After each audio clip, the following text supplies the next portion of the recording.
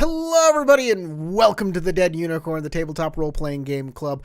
I'm joined today by the Suave Sasha, the Tubular Tarek, and I myself, the Cantankerous Corey. Today, we'll be talking about Pathfinder, the first edition of this game.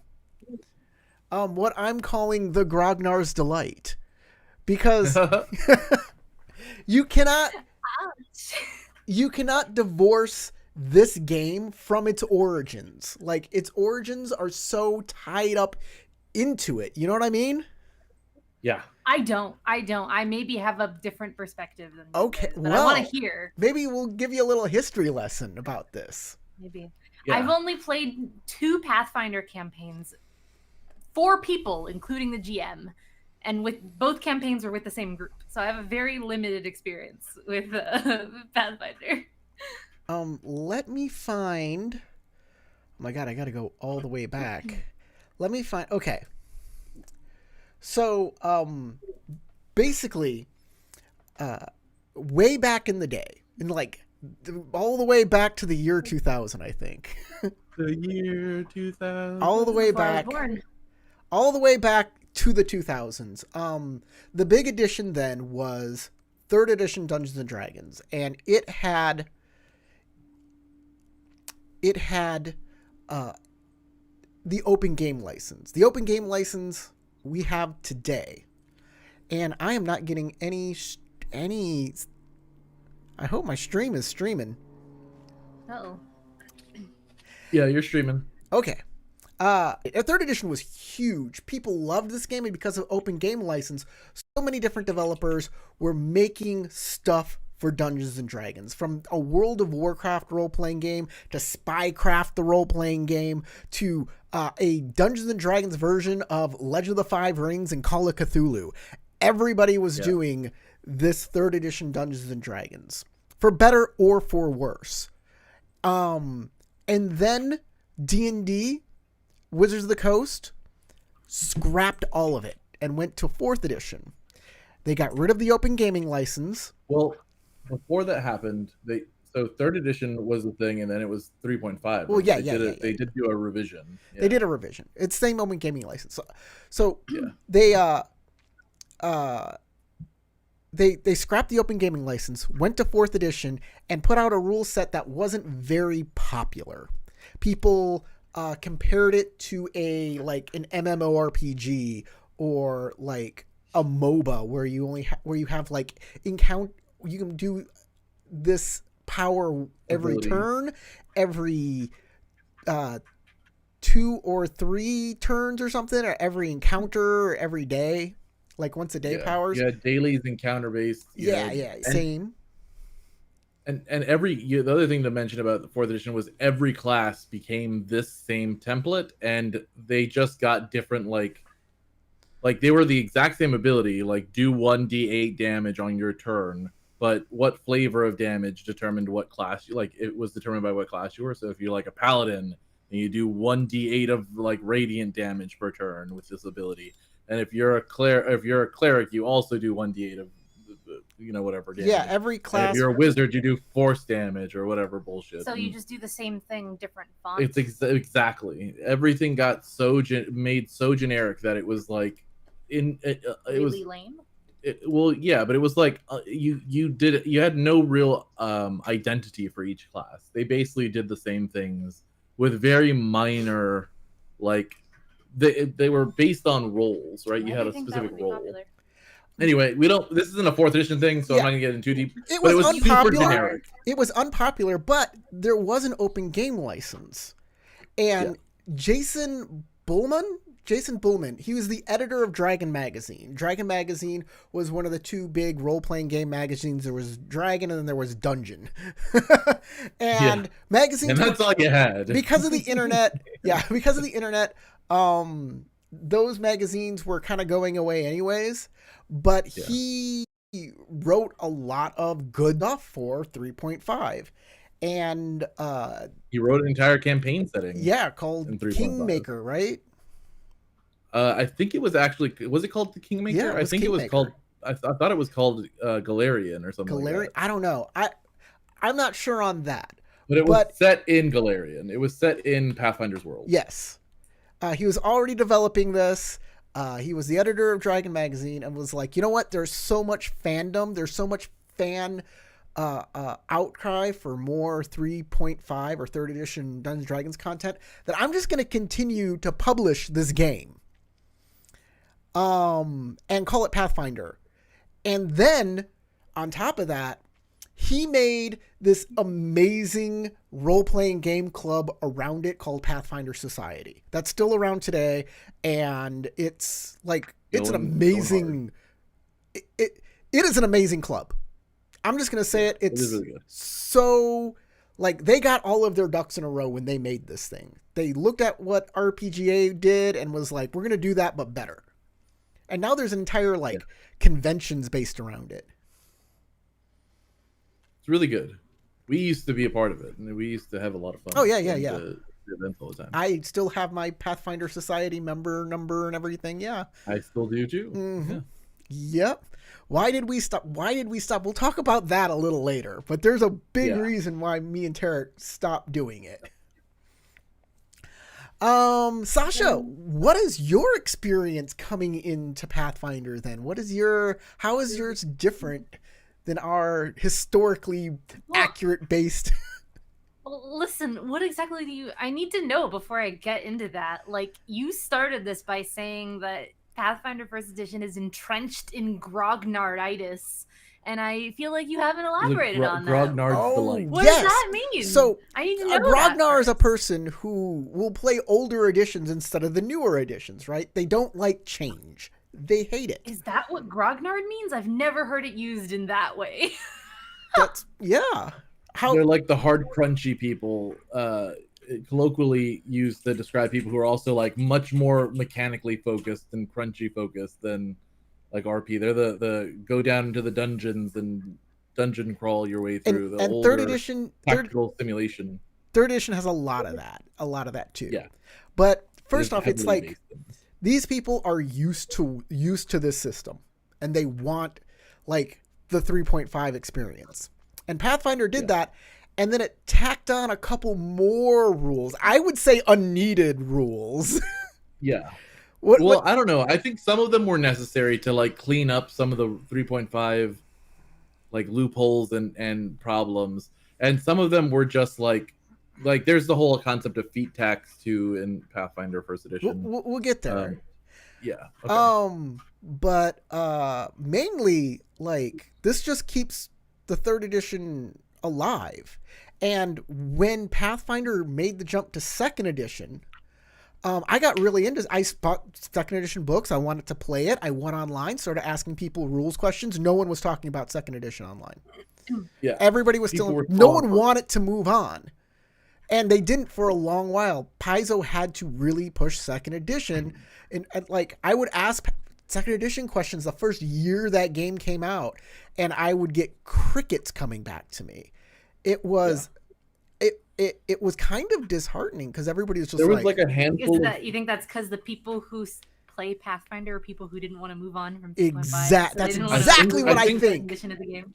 I think that's true too. I think there was like a very small dedicated group of people who were onto Pathfinder 2nd edition early on in YouTube. Right, there was people trying to stake their claim to like the 2nd edition Pathfinder rules and become the expert explainers of this new rule set and stuff like that. Right, but it was very niche. Yeah, because no one wanted to move on. In my defense, I also told Tarek that if he was going to play a Pathfinder game, I really wanted him to do Pathfinder First Edition. But that was because I've just never played Pathfinder Second Edition, and I barely understand Pathfinder First Edition. And I really liked it, but goddamn, it was hard to learn. So I was I learned this rule set, and now I need to use it. I learned this rule set. I spent like a year learning this rule set just barely how to play, and now you want me to learn a new edition? So let's start at character creation. And so like you have your most of this is going to be that we talk about D20. Yeah, it's going to be a critique of Dungeons and Dragons for the most part when we also talk about Pathfinder. But you have your regular ability scores. Rules, because we didn't like 4th edition Dungeons and Dragons, and we had the opportunity. I think we both went to the same gaming store, found the same book, and were like, yeah, this sounds pretty cool. And then slowly got into game sessions for Pathfinder, having played 3.5. I wouldn't say exclusively or a ton, because we had a very diverse like set of games that we came from outside of D20 and the Dungeons and Dragons system.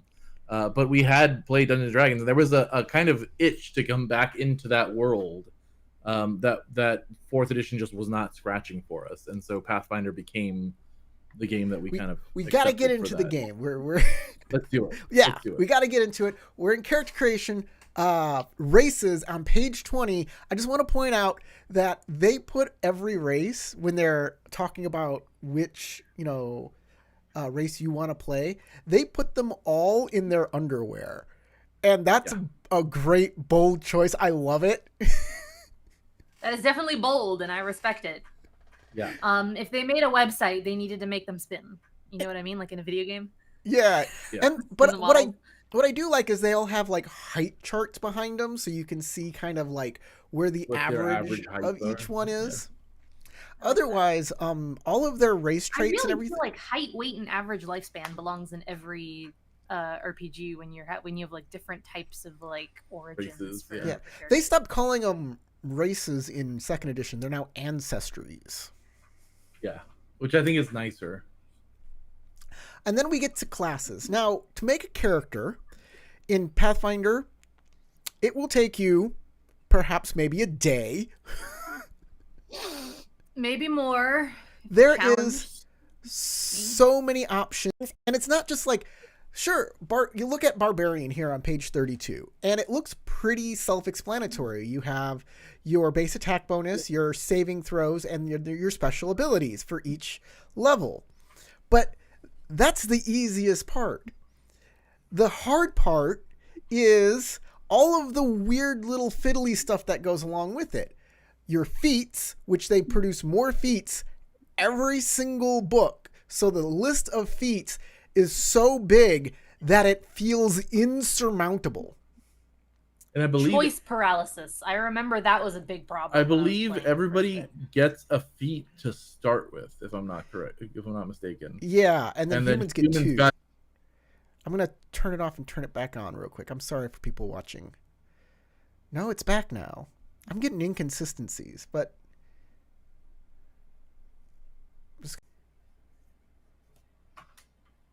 okay, hopefully we're back.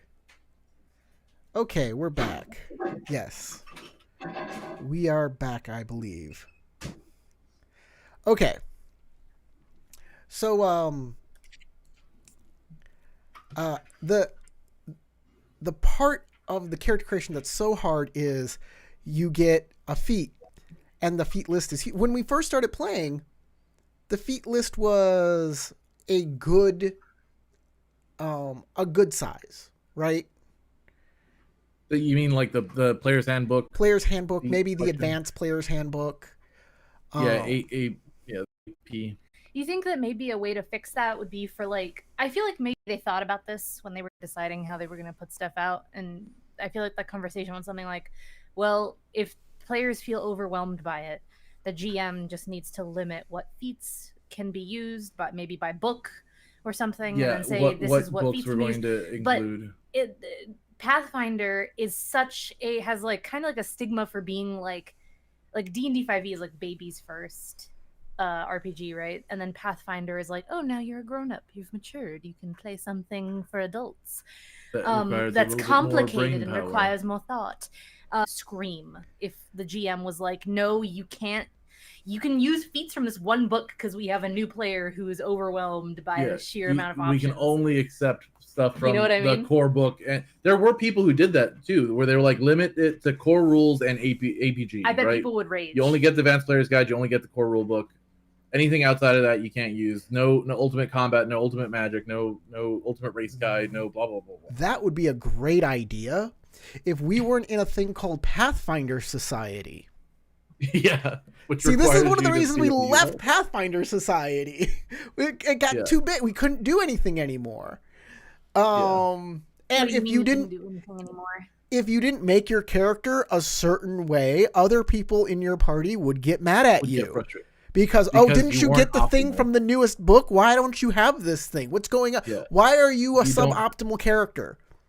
Yeah, you don't have the spells, the more powerful spells from Ultimate Magic. I do You feel don't have like the people, the subcategory of gaming that I don't really enjoy, which is the optimization part of gaming.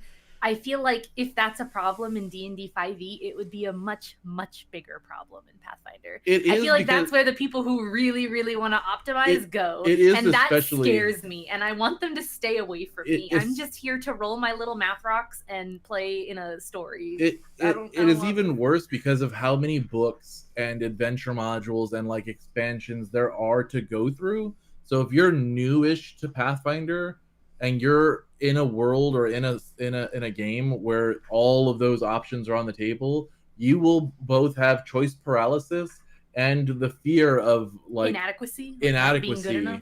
That you're going to play a character and somebody else is going to be way better at almost anything else. Can we judge the system though for its player base? I don't know if that's fair. I agree. The rules are just the rules. And they're encouraging you to have diverse play styles of all styles. So is to make it as customizable and as like freeform as possible for the players. Like people who play the Star Wars RPG, they scare me. Yeah. But I don't know if I can blame the Star Wars RPG for that or not. I don't know if I get to. Or the culture. Yeah. Grognard's Delight, my friend. Grognard's Delight. There's another thing. There's that favored class bonus as well. Oh yeah, which is super confusing. Every race has a favored class. So every race has like classes that they are more comfortable being in, and there's usually a pretty good list of classes and what you get if this is your favorite class for your race. So like there is an extra little bonus that you got specifically. You gain either +1 hit point or +1 skill rank, or races could give you a special ability instead or on top of, depending. It was the most confusing freaking rule. Yeah, and it made it favorite class was a whole other thing. It made it so hard. So many options, and it was like the only way. I think it was called Soul Forge or something like that. Hero. I don't remember what it was called. So is favored class like a rule that says that these races prefer to be these classes, and so yes. If you play this class, you have with this race you have like extra bonuses or something? It's essentially, yeah. So based on like whatever your race is, determines what list of like favorite classes you can get a favorite class. Right? Your favorite class is just basically your main class, and then some races have extra abilities that go specific subset of the race or the class list. Then you just got +1 skill or +1 hit point per level for these are really special for your race, and you got a special ability instead of just those two options. Putting mechanical bonuses to combinations in an attempt to make the add lore or flavor to the game kind of actually just ends up creating limitations, like kind of what you were talking about in Cypher, Corey. Like if you let people spend XP in the game, no one's gonna do that because it's suboptimal. They're just gonna hoard it and use it to level up their character. Exactly. Right. Mm-hmm. So if you give bonuses to people for favored classes or whatever, mechanical advantages to certain race class combinations, instead of creating more like diversity, you're actually going to limit it. You're going to limit diversity, and you're going to pigeonhole inadvertently people into going into those predetermined paths, because when you play a game like this, a lot of people want to optimize. Yeah, and the optimizers will try to optimize. And encouraging optimization is not a healthy path for the lifespan of an RPG. Speaking of optimization, let's talk about prestige classes. Ooh, this is something that is only in the main Pathfinder book. All of the other books don't have prestige classes. They abandoned it that's not true. For something else. Some of them did. They did? Okay.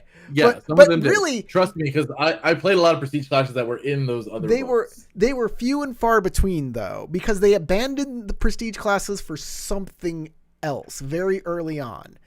But prestige Yes. classes were basically a new class you could get, but you had to meet certain requirements to get this class, and they were supposed And to give weird you requirements. better, more advanced superpowers.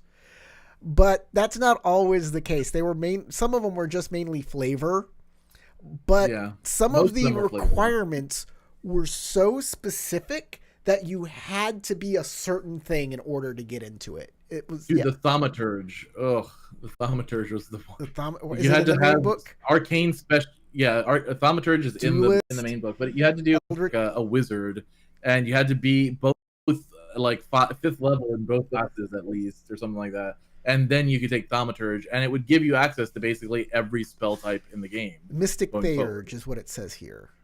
Mystic Theurge. There you go, Mystic Theurge. And yeah, I think they were right in saying that prestige classes were not the way to go for this. Instead, what they created in like the advanced player's guide were archetypes. Archetypes and advanced classes. Yeah, advanced classes and archetypes. And archetypes were basically, it said, okay, you have your class and your special abilities. Now take away these special abilities and you get these special abilities instead. Yeah, it was like subclassing for D&D 5th edition, in a sense, where you could take your base class, like if you're playing a rogue, but you don't want to be a rogue that just has all the same basic rogue features. You want to be like a specialist in thievery, or like you want to be a scout.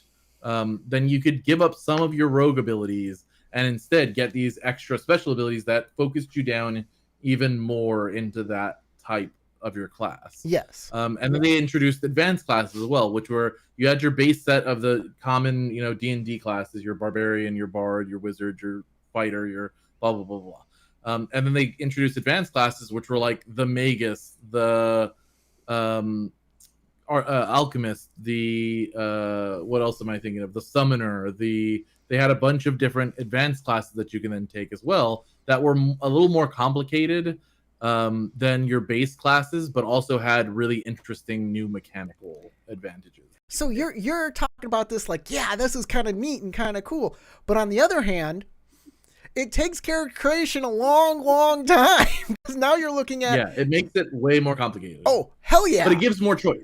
More choice. Character more creation, by the way, is the biggest hurdle to playing an RPG that you will ever have in the entire RPG. So if you can get past character creation, the chances of you actually participating in that RPG go up by like 300%. It's not even a possible statistic, but it's still true. And so the harder your character creation is, the harder it's going to be for you to get new players into a system. Yeah, and that's why a lot of new games, whenever I was in a new campaign with a bunch of new players, a lot of times, like you said before, the GM would just say limit it to core rulebook and APG. But then the other players are going to get... They might be a little grouchy, but that's the cost of like making sure that you intro somebody into the game well. That was what a lot of people did. How 5th edition solved this problem was by making the choices for like archetypes or splitting the class up into those different places not until 3rd level. Gave you time to figure out what you were doing a little bit, then you could pick your archetype. Which honestly is not a bad way to go about it. And if you're a hardcore gamer, you just start the game at 3rd level. Not for all classes, but yes, they tried to do this as a uniform thing. But not all classes. They're doing it now. They are doing it now. They're forcing it now. But I agree that in Pathfinder, a lot of the like more complicated subclasses took effect immediately and did radical changes to your base class that you had to then be aware of the rest of the game. Which weren't super hard. Even then, it wasn't super hard to get it to kind of overcome. If you had no D&D experience prior, you had no like D20 system experience or no other TTRPG experience, this was going to be a hard thing to kind of grok coming into the game. I agree wholeheartedly. I struggled when I first made my first character in Pathfinder to the point my first Pathfinder character, just a fighter duelist was my first Pathfinder character ever, because that was the easiest thing for me. So many more rules to know just to get it in from like basic fighter class to we're frozen on stream, by the way. Yeah, our stream strength keeps fluctuating wildly, and I have no idea why. Oh. Yeah. Looks like we're back. Yeah, so all the new rules, and it did add a whole nother layer of rules. That's why they called it 3.75. That's what Pathfinder's nickname was. You're just playing 3.75 instead of 3.5 or third edition D&D. And that was that in my opinion, I really enjoyed it. I'm probably the outlier on this. What, you enjoyed Pathfinder First Edition? I enjoyed Pathfinder First Edition a lot. You think you're an outlier? No. I enjoyed the challenge of like learning the rules and digging into the complexity. I got really into the complexity in Pathfinder. I don't care what crazy concept I had, I could make that character in Pathfinder First Edition, and it would be fun. It may not be the most optimal, but who cares about being the most optimal? There were so many character concepts that I could make that were just fun to play in Pathfinder First Edition. I can confirm that I refused to play martial characters, so I started Pathfinder the worst way you possibly could with a spellcaster. With a spellcaster. There's so many extra rules for spellcasting, especially because the different classes, each class is like so many different rules on how they even approach spellcasting to begin with. I picked a druid, so that was a mistake. And then you have an animal companion. I had an animal companion and wild shaping and spells and like it was a mistake. Yeah, it's wild. The Pathfinder magic system is a whole nother level of, and then all of the feats that you'd have to keep track of in order to make your spellcasting even like marginally effective, or to like feel like you could do something outside companion training, item creation feats, meta magic feats. Like you had so much stuff to keep track of as a spellcaster. Look at that beautiful cat. Yeah, that cat's just chilling. Oh, so yeah, it was a lot to take on as a first, and then you get into like the later books of like Ultimate Magic, where you have words of power on magic as well. You could take a whole entirely separate magic system that you could integrate. Like we're not there yet because we're talking about the base book, the player's handbook original, but still like so many options, just options on top of options on top of options in terms of player development. That being said, the rules of play were very similar to 3.5. So if you had any amount of experience in D&D 3rd edition or 3.5, you could probably get by with a simple understanding of how the game was going to work. Sure, but a game's life cycle, like a game's lifespan, cannot depend on kind of poaching players from another system. I mean, that's exactly what this game welcoming did. But it has to be welcoming to new players. Otherwise, your game is going to die. I agree. Because when those players that you've taken from another system get bored and you have no new players coming into your hobby, that's how a hobby dies. Well, you say that, but in terms of like amount of people who are interested in the hobby and have come into the world of tabletop role-playing through Pathfinder, Paizo did it right. They poached 3.5. They made it optional to give all these rules. They gave a environment to kind of onboard new people in, and then gave depth so that once you'd been onboarded, there was an infinite spiral depth to go down. So it was very difficult to get bored, and they supported their game very well with adventure modules, with adventure paths, with setting guides, with just an amount of content. They flooded the market with content constantly. I remember I was so excited in the heyday of Pathfinder First Edition. Remember, game developers, make freaking adventures! Yes, make adventures for your games, because people will be able to learn a lot of those adventure modules, simplified the onboarding process, so that if you wanted to run a campaign for your friends and you had no real experience, the starter adventures in the adventure module bundles for Paizo were really good at teaching you the rules at a granular level, and then getting more and more complex as the campaign grew. So as you hit like that 5th level, you now had a greater understanding of the rules and could integrate more rules into the system. It's not even that. The adventure modules flesh out your world. Not just like setting is dry, but if you see an adventure module and you see how like the different organizations interact during the adventure module, why things, what were these ancient people? Now you have an adventure module behind it. It's actual like stuff happening. It's I agree. not Yeah, it's and show not tell. one of the best systems I have ever seen for social mechanics and for faction mechanics came out of Pathfinder First Edition as well. They had unbelievably good detailed rules for here are a bunch of factions, here how to make your own faction, here's how like leveling up in that faction works, here's what kind of influence you can draw from them and what they can give for your character in a campaign, here's the like crossplay of how many factions dislike your faction and what those could mean in a city campaign or if you're traveling through these parts of the world. They did a great job at supporting even the social side of this, so that if you were playing one of those like I'm a social rogue or I'm a bard or whatever, you had stuff that you could do that wasn't just running out onto a battlefield, a battle map, and fighting. Pathfinder Society made joining a faction like meaningful. Yeah. When you started an adventure, every character would have like their own little goal for their faction that you could complete in the adventure to get a special benefit. Yeah. That was great. That was awesome. Yeah, it makes you feel like you're part of something bigger, and it also kind of encouraged crossplay where your faction might be at odds with another faction in the party. And what happens then? How do you resolve that in character? It made you confront each other and like handle these situations tentatively as a group, or sometimes devolve into combat, like or not combat, but like conflict. And that conflict is good. Sometimes that inter-party conflict can really. So let's talk about something that's bad about the game now. Skills. So I'm sure you don't think of skills this way in Pathfinder, but I do, and I want to explain this. When you look at a skill, when you think of, oh, I'm going to do I'm going to find a skill here, intimidate, right?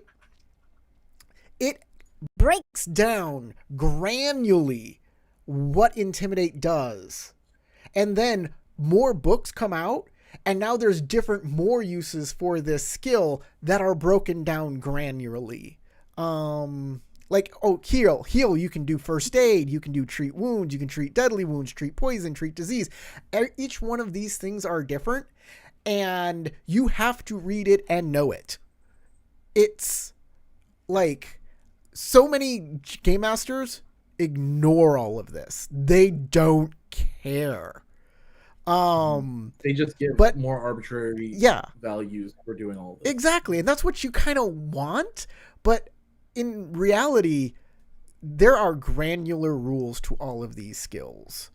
And I learned that in Pathfinder Society when I was running a game, and people were like, no, I can do this. It's in this obscure rule book. I love that it defines how you can use different skills in specific ways. I kind of hate that in the game that I play, D&D 5th edition all the time. So everyone's like, what check do we even do this for? Yes, Arcana? I don't... Yeah. Who knows? And then, one GM will say, yeah, if you succeed a DC 10 Arcana check, you now can basically get the use of the Identify spell for free and know everything about this magic thing. And other GMs are like, yeah, it's magic. And then there's no consistency. I kind of wish there were subsets of rules like that. There were like, with the DC 15 Arcana check, a player character can use it to identify the properties of a magic item if they spend at least an hour with the item. I don't know. I like that. I kind of wish that that more games did that. I think there's a balance to be had here. I agree. I think there's a balance to be had here because, like I said, my experiences with each book, they came out with more uses for the skills. And at a certain point of time, you got that, what's it called when each book tries to make things more power creep? Power creep. Skill power creep. My enemy. My arch nemesis. Yeah, it's a form of power creep. It's a little less intense than like magic items and feats and classes and stuff like that. But it is still a form of power creep in terms of like defining new things that the GM will have to know about and integrate into their world and account for. That's not power creep. That's just marketing. That's them trying to force the GM to buy the new book. Well, also, but which power creep? People use power creep to force monetization. Yeah, but I would think but- that that's not power creep. It's just But it monetization. is a form of power creep because it requires the DM to then scale and balance their game sessions and their campaigns around this extra feature, right? Because it still requires extra effort from the GM to account for, just like a new feat that's kind of powerful or a new class feature that's kind of powerful might force them to tangible that the player can do that they might not have been able to do before, that maybe the GM had like gated it off before because there wasn't substantial rules about it. Now there's rules and they have to account for it. I guess I don't see how All of the stuff that skills can do in Pathfinder, because there's such a deep I'm with, and that's RPG grows. There's just kind more of options. yeah, it's kind of what you want, but at the You same always want time, more options. at the same I don't time, disagree that I want more options. Getting bogged down with too In the much options stuff is a problem. can be a headache. Exactly. But when you decide to play Pathfinder, that's kind of what you're signing up for.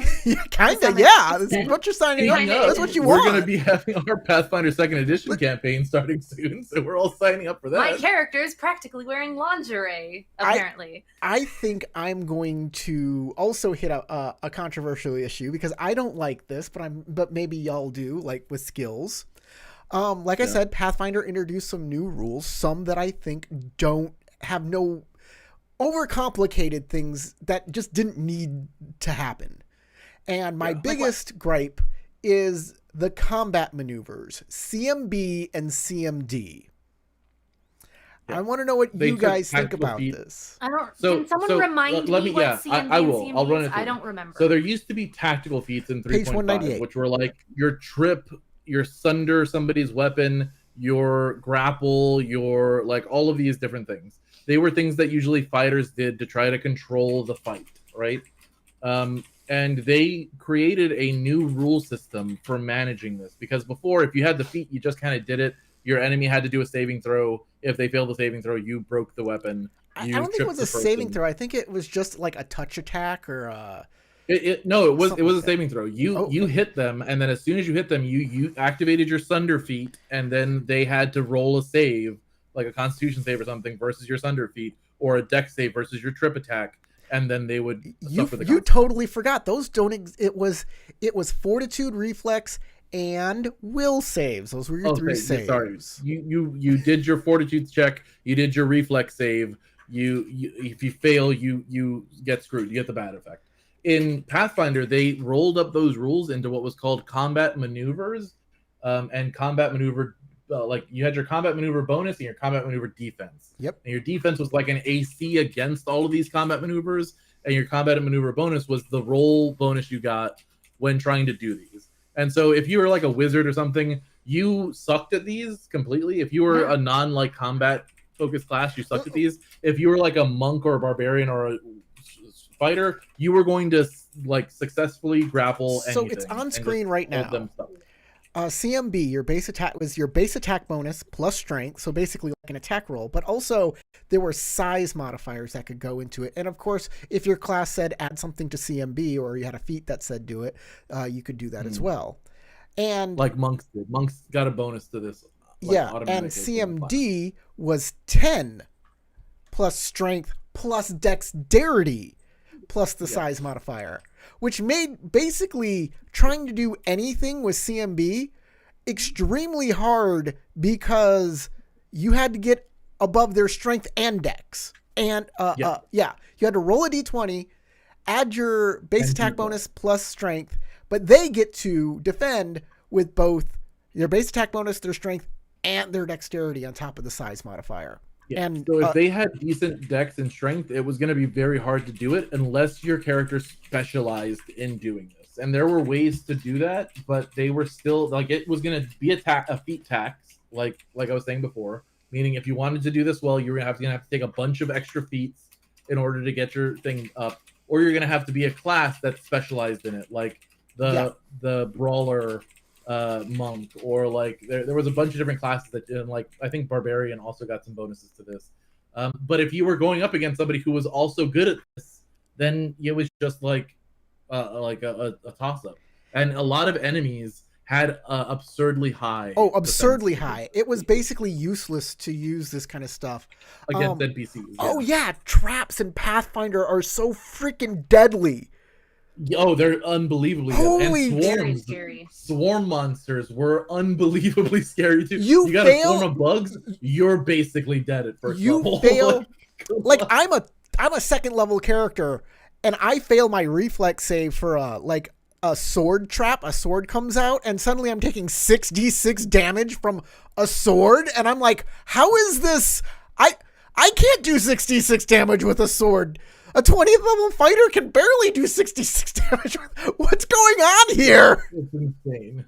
It was insane. And don't get me started on like poison traps too on top of that, because they give you effects like conditions on top of it. Anyways, It was bad. Traps were really bad unless you had a rogue, because they got trap finder and bonuses to disabling traps. If you didn't have a rogue in your party and your dungeon master liked using traps, you were gonna get fucked. And then again, the swarm enemies, which is an enemy type, like take any tiny creature or smaller and you make them a swarm instead of being an individual creature. And if you did any kind of regular attack against the swarm, you only killed one of the swarm, and it did nothing to the rest of it. So you had to use area of effect abilities. yeah. So if your wizard or your party didn't have a way to do AoE damage, you were screwed, and you were not going to kill this swarm. It was going to follow you around and eat you to death, doing like 1 or 2 damage a turn until you were dead, and you were just screwed.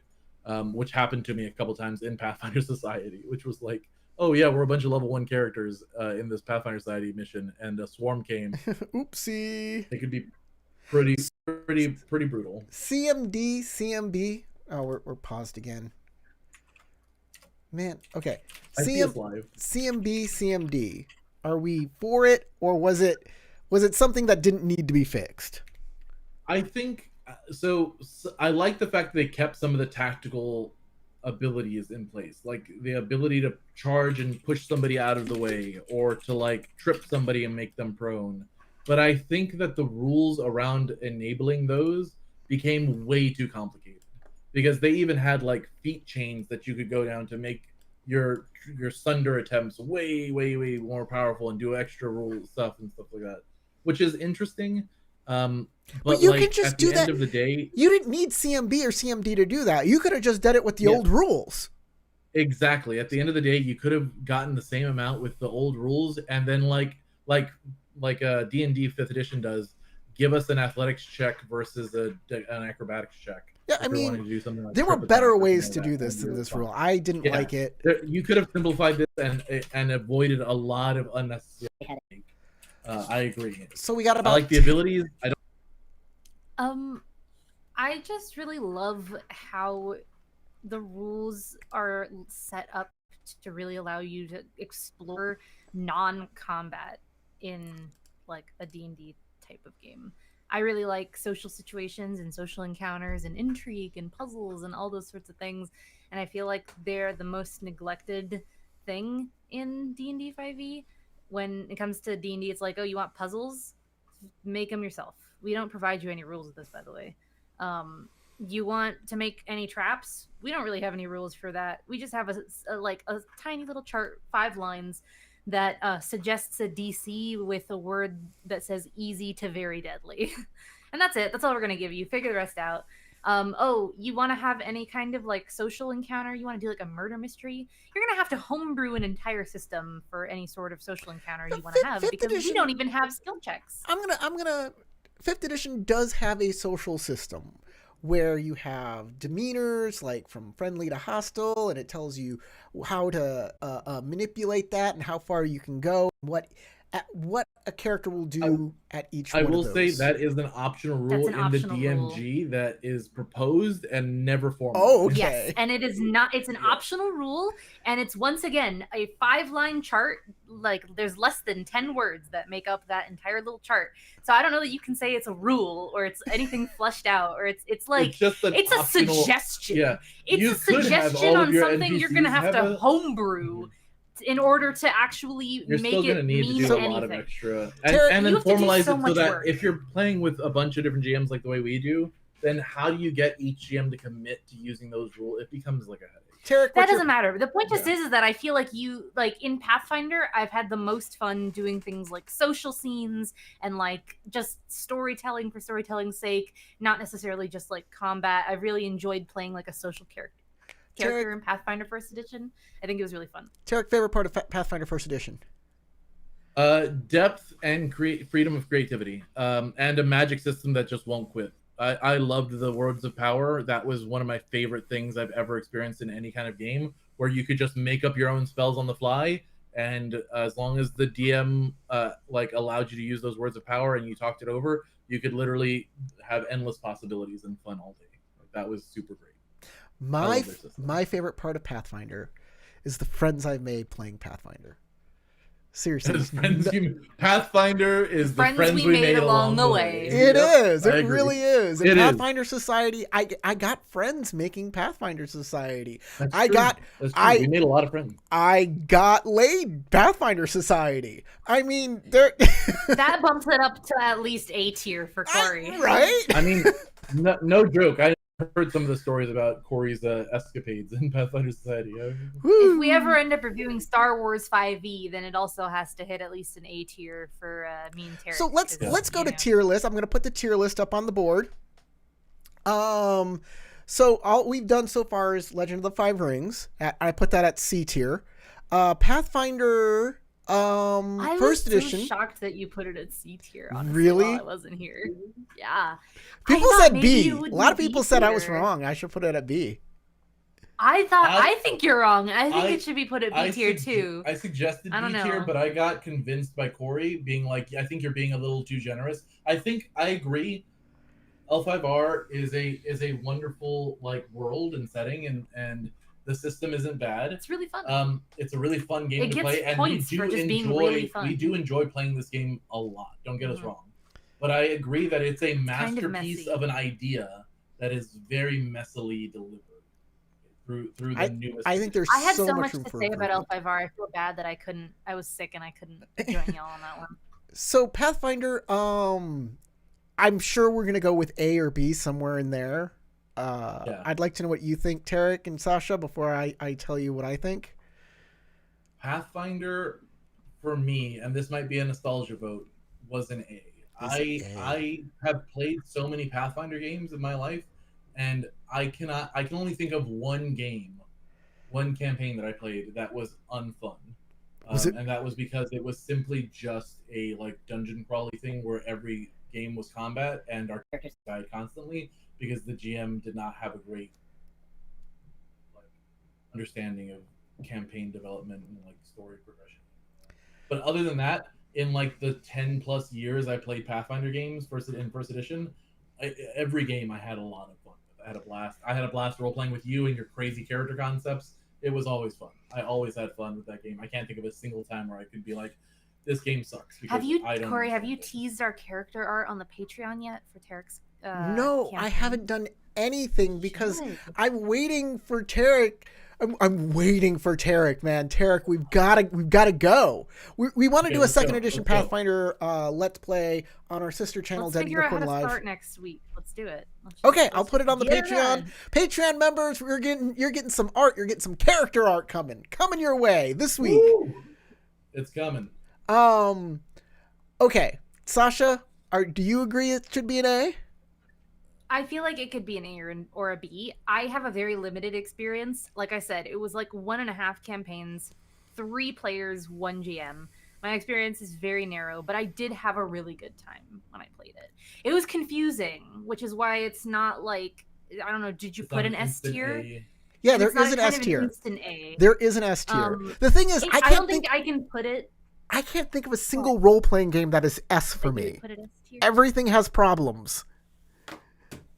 But for me, if I was going to say, if I'm taking Pathfinder First Edition, put Wander Home at S tier. If I'm doing Pathfinder First Edition as a whole, if I'm taking the entire breadth of it, I would put it at a B. But if I'm just doing this one book, it's an A. I agree.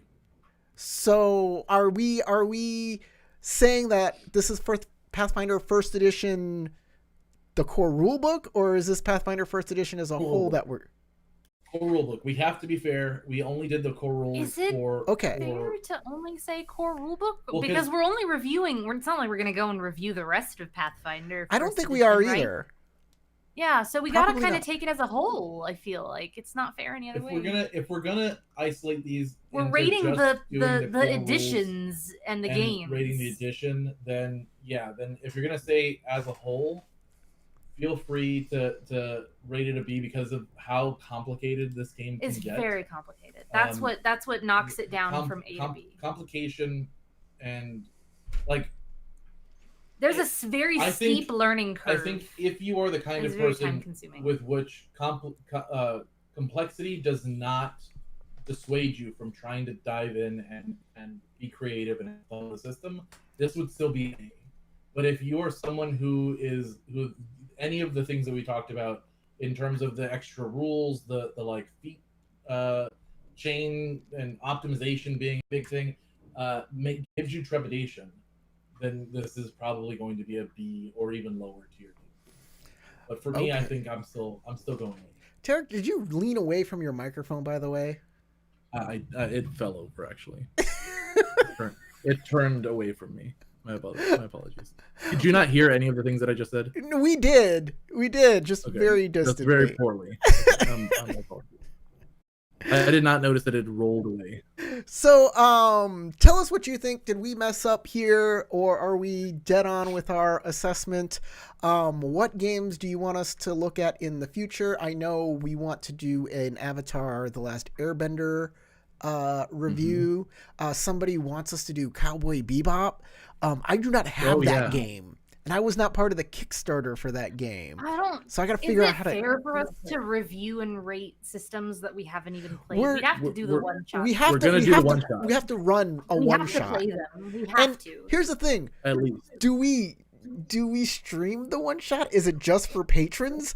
I don't know. I don't think if we're just doing it to figure out if we like this game or not, or what the good and bad parts of the game are, like. Maybe just for patrons or maybe just for us. I don't know. Yeah, I'd say at the very most just for patrons. If you want it to watch these, if you want them and you're part of the Patreon, just tell us. Or if you're joining the Patreon to say I want it, that would be great too. But I don't expect any of that. If you want to see some more niche systems come up, hit us up on Patreon. Hit us up on Discord. On Discord, we leave have comments a Discord. on the video. Whatever, send a messenger bird to us. I have to vote. I'm a patron, so I get a vote now. And I vote for the Doctor Who role playing game that I made Tarek buy for me. Yeah, I really would like to force us to play it because I don't think I'm gonna find people to play it with otherwise. And then we can review it after. Okay. Get the Blorgons. Thanks for joining us. We had a blast doing this, even though our stream kind of went in and out. But I have to figure out what the problem is. I think I got it on the wrong resolution, but I'll get it all straightened out for next time. Still working out the bugs. From Sasha, from Tarek, my name's Corey, reminding you to go roll some dice.